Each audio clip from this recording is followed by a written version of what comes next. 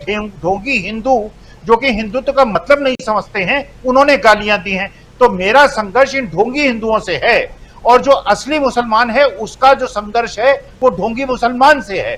तो ये मॉडरेट हिंदू मुसलमान सिख ईसाई हैं जो असली राष्ट्रवादी हैं, हम असली राष्ट्रवादी हैं। और जो माइनॉरिटी, हर धर्म के अंदर माइनॉरिटी है जो एग्रेसिव है, जो द्वेष फैलाने वाली है, चाहे हिंदू मुसलमान सिख ईसाई है, हम उसको आइसोलेट करने में कांग्रेस का साथ देंगे, राहुल गांधी का साथ देंगे, प्रियंका गांधी का साथ देंगे। हम बजरंगबली का पाठ करेंगे, हनुमान चालीसा पढ़ेंगे, लेकिन हम किसी अल्पसंख्यक से कोई द्वेष और घृणा नहीं करेंगे। मतलब साफ है कि कट्टरता के विरोध में रहेंगे, लेकिन पूजा पाठ बाकी चीजें जो हैं वो हम करेंगे, यही आप कहना चाह रहे हैं? जी।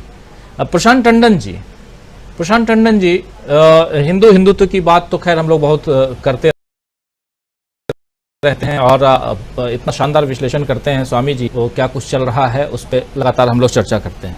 लेकिन जब हम प्रधानमंत्री की तरफ जाते हैं तो थोड़ा सा आपसे और भी समझना चाहता हूं कि प्रधानमंत्री विश्व गुरु की बात खूब होती है। अभी चूंकि जा रहे हैं और अभी हम देखेंगे कायरो में भी उनको मिलना है प्रधानमंत्री को इंडियन डायस्पोरा से, और अमेरिका में न्यूयॉर्क सबसे पहले जा रहे हैं और पहले दिन ही वहां पे वाटर में प्रधानमंत्री नरेंद्र मोदी जो हैं वो योगा डे मनाने वाले हैं।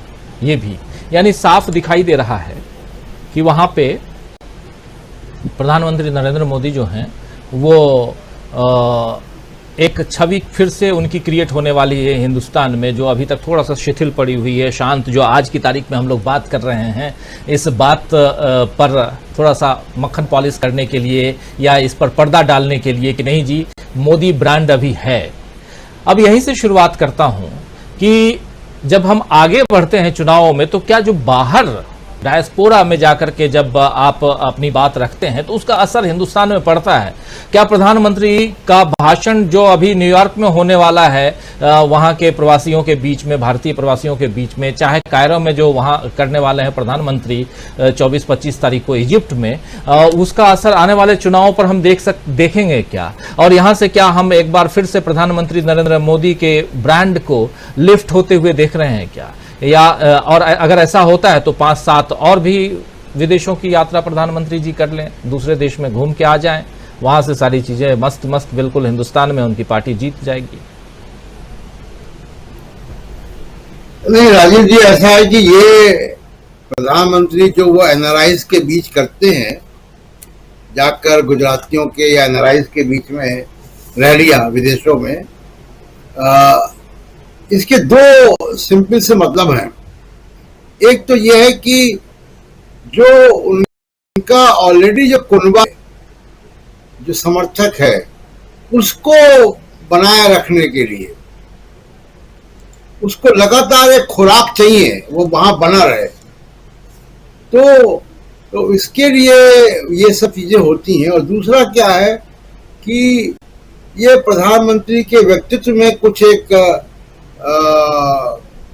विशेषता है या खास बात है या कमी है कि बाहर जाके विदेशियों से नहीं मिलते। वो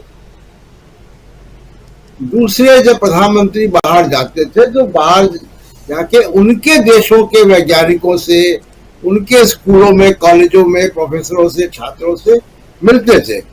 ये प्रधानमंत्री इसको अवॉइड करते हैं और उसके बारे में मैं चर्चा कर चुका हूं कि वो उनके ऊपर एक भारी बोझ है 2002 वाला, और वो लगातार उनके मन में एक शंका रहती है कि कोई मिल गया और उसने सवाल मुझसे पूछ लिया तो मैं जवाब क्या दूंगा। तो एक तो ये कारण है। दूसरा कि देखिए, विदेशों में जाकर अगर आपको विश्व गुरु बनना है तो उसकी एक, देखिए, विश्व गुरु बनने के लिए दिल बड़ा चाहिए। पहले भी यहाँ पे मैं चर्चा कर चुका हूं। अभी खबर है कि अमेरिका में एक मुस्लिम ह्यूमन राइट एक्टिविस्ट महिला जज बन गई जी। अमेरिका में मुस्लिम तो बहुत माइक्रोस्कोपिक माइनॉरिटी में है। इतना सिस्टम ट्रांसपेरेंट है, इतना सिस्टम ऐसा है कि सबको मौके मिलते हैं। तब अमेरिका विश्वगुरु होता है। तो इसलिए अभी बहुत लंबी यात्रा यहाँ पे तय करनी है, खासकर बीजेपी आरएसएस को। दूसरी एक बात देखिए, जो चुनाव की बात है, जो आपकी हेडलाइन है, मैं गर्ग साहब भी बात कह रहे थे, जो बहुत वाजिब बात है कि देखना होगा कि कांग्रेस हिमाचल और कर्नाटक में जीती कैसे। बहुत स्मार्ट कैंपेनिंग किया, स्मार्ट टैक्टिक्स थी। एक कम्युनिकेशन में हम लोग पढ़ते हैं, पढ़ाते हैं कि की मैसेज होता है, सेंट्रल मैसेज। तो कोई भी प्रोडक्ट हो, ऑर्गेनाइजेशन हो, कैंपेन हो, उस की मैसेज से हटता नहीं है। बीजेपी का की मैसेज क्या है? नेशनलिज्म या हिंदुत्व, हिंदू राष्ट्र। बीजेपी कभी भी उस की मैसेज से दाएं बाएं नहीं होती है। बीजेपी इस कंपटीशन में कभी नहीं पड़ती है कि वहां पे कर्नाटक में चुनाव हार सकते हैं तो हम सेकुलर बन जाएं थोड़े समय के लिए। बीजेपी ये प्रयास कभी नहीं करती है। एक चुनाव, दो चुनाव हारना उसको मंजूर है। ये समझना होगा दूसरी पार्टियों को भी कि अपने की मैसेज से आप नहीं हटे। हिमाचल में ओल्ड पेंशन स्कीम पे चुनाव पे गए, रोजगार के मुद्दों पे चुनाव पे गए, महंगाई के चुनाव के मुद्दों पे चुनाव पे गए, फोकस रहे। 5 पॉइंट का प्रोग्राम कर्नाटक में दिया, फोकस रहे, विचलित नहीं हुए, और आपके सामने रिजल्ट है जी। और ये भी रिजल्ट है कि राजीव गांधी ने अयोध्या से राम राज का नाम लेकर कैंपेन स्टार्ट किया था और चुनाव हार गए थे। तो ये भी एक है। तो कोर मैसेज जो है वो उससे हटना नहीं है। और क्योंकि आपके पास जो लोग आए, जो गर्ग साहब कह रहे थे, आप अभी कांग्रेस के पास एक मूवमेंट है कांग्रेस की तरफ तमाम लोगों का, जो उनको कर्नाटक में दिखाई दिया कि बीजेपी सारी शेड्यूल ट्राइब सीटें हार गई। जो शेड्यूल कास्ट रिजर्व सीटें उसमें कांग्रेस को अच्छी बढ़त है।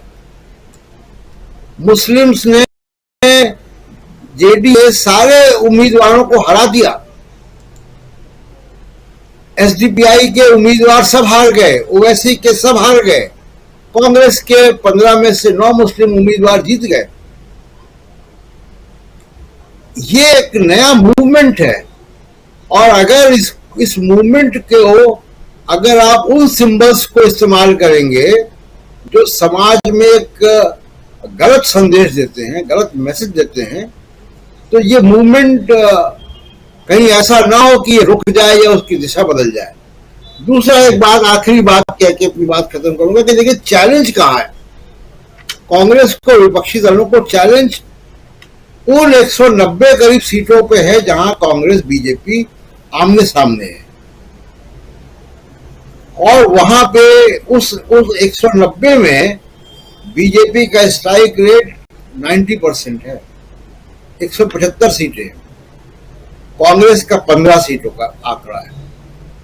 बहुत आउट ऑफ बॉक्स थिंकिंग यहां पे लगानी होगी, चाहे वो गठबंधन की हो, मुद्दों की हो, टैक्टिक्स की हो। इन अगर 190 सीट में आप अगर कोई नया काम करते हैं, नया वोट बैंक लाते हैं, तब आपको मतलब 2024 दिखाई दे रहा है। एक और बात मैं सिर्फ जोड़ कि मैं 2024 के, 2019 के या 2014 के डेटा से कोई निष्कर्ष नहीं निकालना चाहता हूं। एक रेफरेंस है। बिल्कुल ये संभव है और पीछे हुआ भी है कि बीजेपी के 37% ना आए, वो पीछे जाए। वो पीछे जाएगा तो किसी और को बढ़ेगा वोट, ये बिल्कुल संभव है। तो ये रेफरेंस है केवल कि हाँ ये एक ट्रेंड है। लेकिन उस ट्रेंड को हमने पिछले 2-3 चुनाव में देखा है कि एक मूवमेंट है। उस मूवमेंट को किल नहीं करना चाहिए कांग्रेस को, राजीव जी। जी जी, एक बहुत इम्पोर्टेंट बात आप यहाँ रख रहे हैं। अब हालांकि समय खत्म हो गया है, जल्दी जल्दी मैं आता हूँ आप लोगों के पास में। संजय जी, आपके पास क्या विधानसभा का चुनाव